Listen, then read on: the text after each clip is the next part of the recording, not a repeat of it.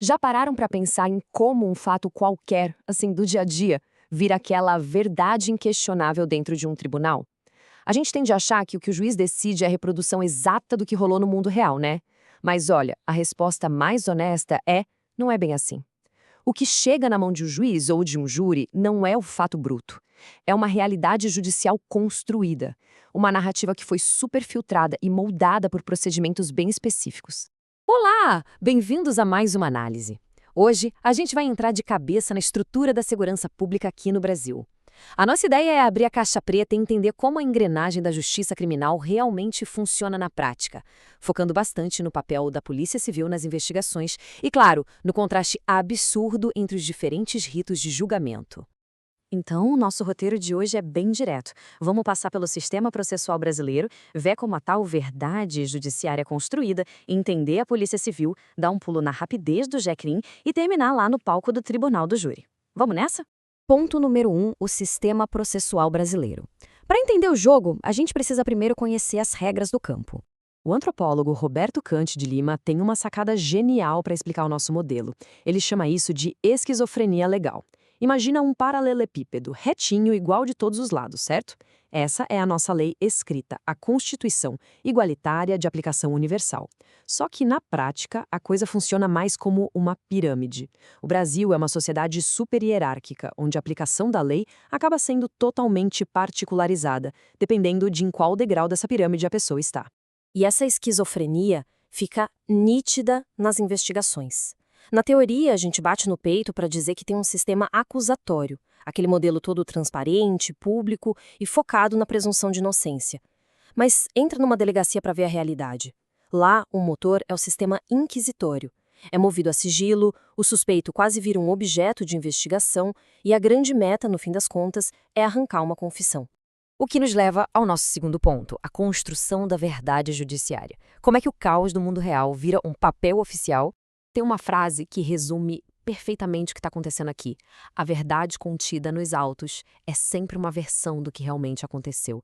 Sabe, vai ser sempre uma construção social. A justiça não trabalha com verdades absolutas caídas do céu. Ela lida com uma narrativa interessada que foi meticulosamente traduzida para o juridiquês. E adivinha quem é o grande maestro dessa mágica? O cartório policial.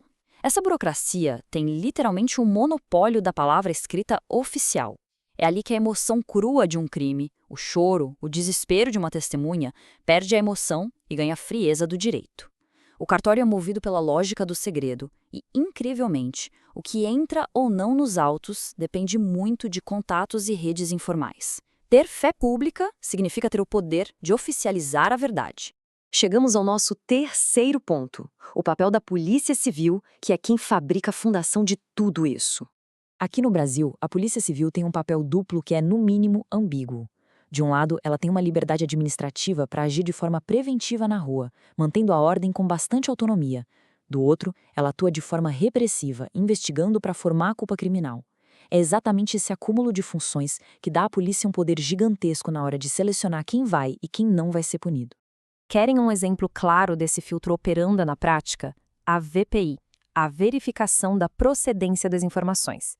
Isso não é um inquérito formalizado ainda, tá? É só um procedimento administrativo onde a polícia dá aquela checada preliminar para ver se a denúncia de um cidadão tem credibilidade. É literalmente o Estado filtrando o que é digno de movimentar a máquina inteira da justiça. Então, a vida de um crime na delegacia costuma seguir este passo a passo. Tudo começa com o registro de ocorrência.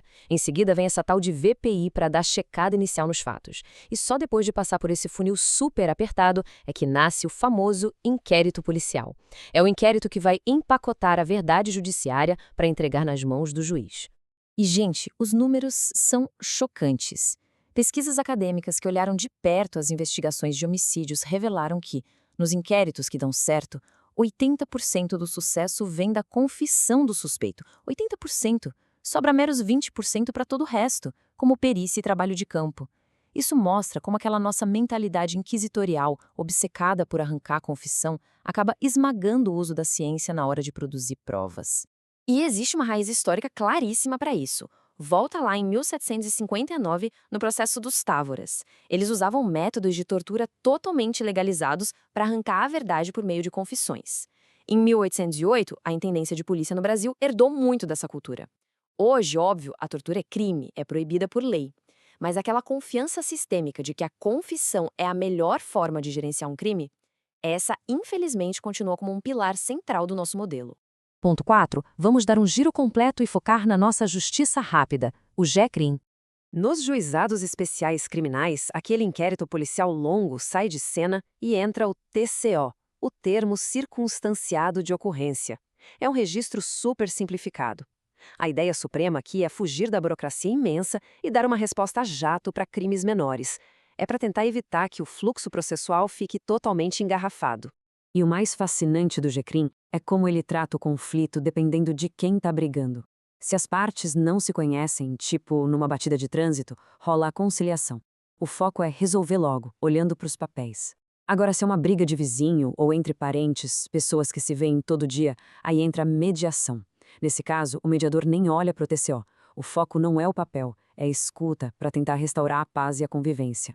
Esse fluxo rápido tem 3 paradas principais. Primeiro, tenta-se o acordo ali na hora. Falhou, a gente vai para a transação penal, onde o autor paga uma cesta básica ou presta serviço para encerrar o assunto. E olha, a imensa maioria dos casos morre exatamente aí na etapa 2. Quase ninguém quer ir para a fase 3 de instrução e arriscar tomar uma condenação formal com todo o peso da lei. Para fechar, nosso ponto 5. Vamos para o extremo oposto de tudo isso. O Tribunal do Júri Brasileiro. O júri no Brasil tem um escopo muito focado. Ele não é para qualquer crime. Ele é reservado exclusivamente para os crimes dolosos contra a vida, que são basicamente os homicídios intencionais. E lembra daquela esquizofrenia da pirâmide do paralelepípedo lá do início? É brilhante ver como o Brasil adaptou o modelo de júri inglês para a nossa realidade. O modelo inglês clássico é o paralelepípedo. 12 cidadãos conversando livremente entre si até chegar num veredito unânime. Aqui no Brasil, a gente adaptou isso para a pirâmide. São só 7 jurados, decidindo por maioria simples e sobre a regra da incomunicabilidade absoluta. É isso mesmo, eles não podem trocar um pio sobre o caso durante o julgamento inteiro. O que nasce disso é o que muitos chamam de julgamento teatral. Tudo começa com aquele interrogatório super baseado na verdade que a polícia já construiu lá atrás no inquérito. Depois, vem os debates exaustivos entre defesa e acusação.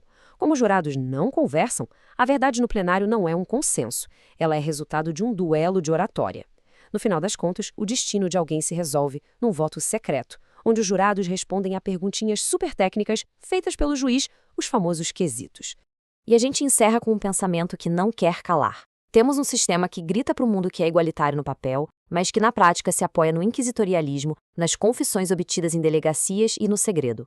Será que esse sistema está mesmo buscando a justiça verdadeira de forma inabalável? Ou será que a gente está diante de uma imensa engrenagem desenhada apenas para administrar os conflitos e manter tudo do jeito que está, lá na nossa profunda hierarquia social? Pessoal, repensar a segurança pública vai muito além das manchetes. Fica a reflexão. Até a próxima!